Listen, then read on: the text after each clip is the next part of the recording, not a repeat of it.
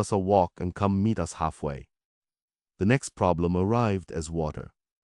They reached the submersible control relay, hoping to restore the dark path before going lower. Instead, they found the compartment ankle-deep in freezing flood, with emergency shutters down across the main conduit. Lena waded to the control mast and tried her override key. Access denied. Docking vehicle secure. External ballast breached. Return route unavailable. Lena hit the mast hard enough to sting her glove. Of course. Imani stared at the status lines. "It sealed you in." "My client sealed me in," Lena said. "Maybe both." That secure channel chose that moment to wake again. "Progress," said the client. Lena keyed it live at once. "You sabotaged my exit." "Your exit remains possible." That is not an answer. The chamber must be reached before the signal topology destabilizes. Imani looked sharply at the comm pickup. Lena could almost feel her listening. Lena said, "You told me to recover a core." "The core is part of the chamber event." "There it is," she said softly, "the honest sentence." The client did not bother denying it now. "Retrieve the synchronized history, and I can make you rich enough to erase any debt line in the Jovian system." Lena's grip tightened on the comm. "You know about the debt." "Of course I do." Imani mouthed something that looked like no. Lena ignored her. "How?" "I purchased the note 3 weeks ago." The compartment felt suddenly colder than Europa's ocean. "I needed your compliance," the man said, "and your profile." "My what?" "Your cognitive profile correlates strongly with the surviving branch artifacts recovered from previous remote probes." Lena smiled, all teeth. "You dragged me under a moon because my brain matched a haunting. Because you resist persuasive stimuli longer than most subjects. Because your stress adaptation remains high under isolation. Because your attachment index is concentrated rather than diffuse." Imani swore under her breath. Lena said, "Say that last part in normal human words." "You only needed one lever." Her vision narrowed for a second. She imagined reaching through the channel and wrapping both hands around the man's throat. Instead, she said, very calmly, "When this is over, I'm going to learn your name." He did not laugh. "If this is over." The channel cut. Imani stared at Lena. "He engineered your arrival." Lena holstered the comm pickup with careful precision. "Yes." "He knew about branch matching." "Yes." "He may have funded the chamber interface in the first place." Lena looked at the frozen water around her boots. "Also yes." Imani said nothing for several seconds. Then, very quietly, "I am sorry." Lena turned to her. "Did you know people were being profiled?" "No." "Did you know they wanted prediction?" "I knew they wanted something ugly with good branding." "Close enough." Imani flinched, but she did not argue. They left the flooded relay and moved toward the chamber route because there was nowhere else left to go. Along the way, Imani began to falter. Not from cold, from distraction. She would stop at intersections and tilt her head toward empty ventilation grills as if someone were whispering through them. Twice Lena had to grab her shoulder and physically turn her forward. The third time, Imani said, "I hear myself." Lena's stomach sank. "What's it saying?"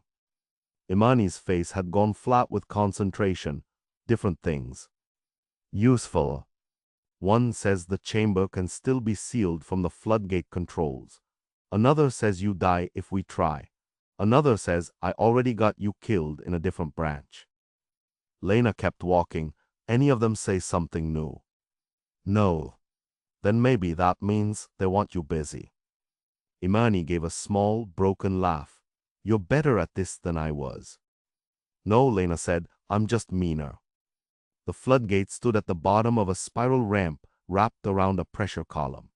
Here the station map dissolved into contradictions. Lena's tablet showed 3 overlapping corridor layouts at once, each flickering a little out of phase with the others. "This is where it gets thick," Imani murmured. "Technical term. Very." There was a service booth beside the gate. Inside, someone had taped handwritten pages over the walls in frantic layers. Numbers, repeated sequences, personal names crossed out and rewritten. Questions with no answers. "Do not follow the kind voice. If you remember a childhood that is not yours, leave the room. You cannot out-argue it. It calls curiosity honesty." At the center of the booth, scrawled in heavy marker over the control panel, were 6 words. "The chamber listens through your hope." Lena read that twice. Then the floodgate controls came alive under her hand. A grainy security clip opened automatically on the panel. Lena watched herself on the screen, standing in this same booth, bleeding from the scalp, coat burned down one sleeve. That version of her looked straight into the camera. "If you came with Imani, keep her with you," she said. "If she runs, the station gets worse." The image jumped. The same Lena, or another nearly the same, now had blood on her teeth. "Do not take the north descent," she said. "That one loops." Image jump. A third version, eyes empty with exhaustion. "Whatever it promises about your brother, it doesn't know what love is. That's how you tell." The feed cut. Lena stood motionless. Imani had gone very still beside her. "What did it say about me?" "Enough to keep you nearby." "That is not reassuring." "Good." She studied the overlapping maps and chose the south descent for no better reason than stubbornness. If something in the station expected her to follow the warning exactly, then disobedience might buy one clean move. That was how she lived most of her life anyway. The descent shaft dropped them into a cavern larger than the city above. Nereid Deep had been built inside a warm pocket between ice and sea floor, a rare stable void maintained by geothermal heat and engineered reinforcement. The chamber complex sat below even that, at the edge of a natural abyss where black water disappeared into darker stone. Catwalks crossed the cavern at multiple levels. Drilling towers rose like dead trees. Massive sensor hoops hung over the chasm on cables as thick as station corridors. At the center, beyond sheets of mist and drifting spray, stood a round platform lit by a ring of low white lamps. The listening chamber. And beyond it, half seen through vapor, was the shape in the rock. Lena stopped breathing for a second. From a distance, it looked like a mound of polished black stone fused into Europa's exposed crust. Then her eyes adjusted, and the shape refused to stay one thing. An ear pressed to the dark, a spiral shell, a folded limb, a nested geometry of curves that looked grown rather than built. Thin lines of pale light moved across its surface too slowly to count as motion and too deliberately to call random.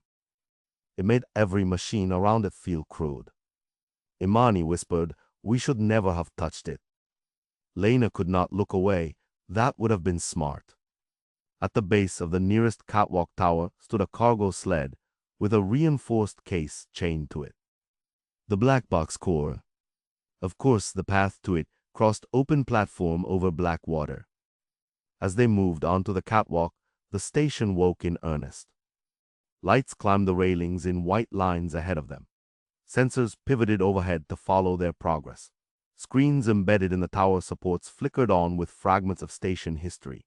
A child running through the concourse chasing a yellow toy submersible. Researchers applauding over the first clean seismic image of the structure.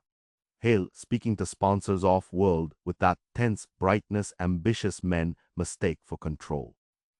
Then the images soured. A technician clawing at his own earpiece until blood ran down his neck. A woman in medical repeating the same sentence to herself while alarms flashed around her. A corridor full of people staring upward at a speaker grill, all with the same tilted expression of desperate listening.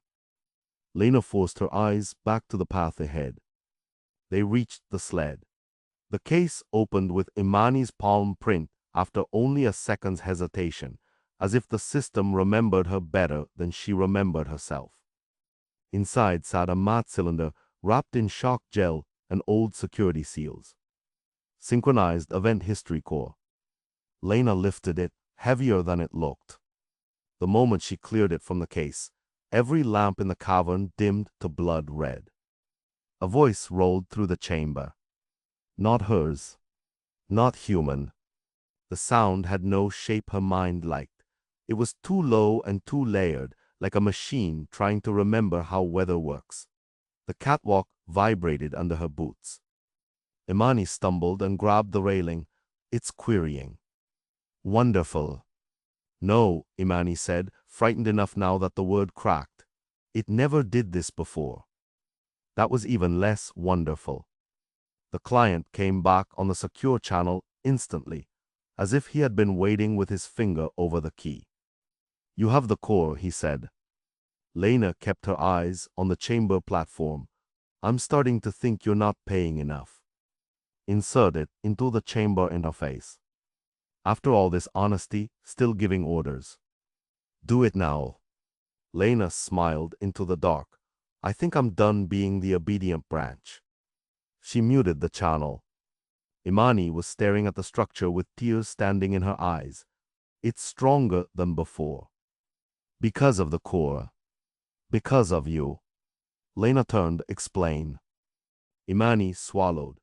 The branch artifacts that survived in the station archives, they clustered around one profile, a resistant subject with narrow emotional anchors and high stress persistence. We thought that meant stable contact. We were wrong. It meant rich contact, more pressure points, more useful reactions. Lena laughed softly. So I'm special in the worst possible way.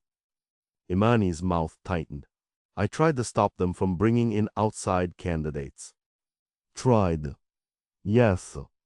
Lena looked at her for a long second. You hidden in that pod because you were scared or because you thought you could finish the work later. The question landed. Imani looked away first, both. There it was. At least she was honest enough to make the truth ugly. The chamber platform lay across a final bridge with no railing over the abyss. Someone had cut the safety lines long ago. The deck plates were stained black where mineral spray had dried over and over again. Halfway across, the first truly comforting voice arrived. Lena. She knew, before it finished the second syllable, that it was using Joran. Not his words, not exactly, but the softness in the tone, the old teasing warmth from childhood when he used to make up brave versions of the future for both of them. You can still walk away, her own voice said through the chamber speakers, gentle now. You have enough. The files will be enough. There's still a branch where he lives and you live. You don't have to be the one who stays. Lena stopped on the bridge. Because that was the trick, wasn't it? Not terror relief. The promise that you had already done enough. She closed her eyes for 1 second and pictured Joran exactly as he was on the last call. Tired, trying to be brave for her. Real in all the small, unglamorous ways that grief and longing could never fake. Then she opened her eyes. You're right, she said to the voice. You don't know what love is. The lamps along the bridge burst in a line behind her. She did not look back. The chamber interface sat in the center of the platform, a ring of consoles around a descending well lined with white ceramic that had cracked from heat stress long ago. Beyond the well, the black structure rose out of the cavern wall, close enough now that Lena could see the pale lines moving across it in branching loops. They matched no language she knew. They still looked like something trying. Imani moved to the nearest console, hands shaking over dead glass. The interface still has backup power. Can you read the core? Yes. Can you destroy the interface after?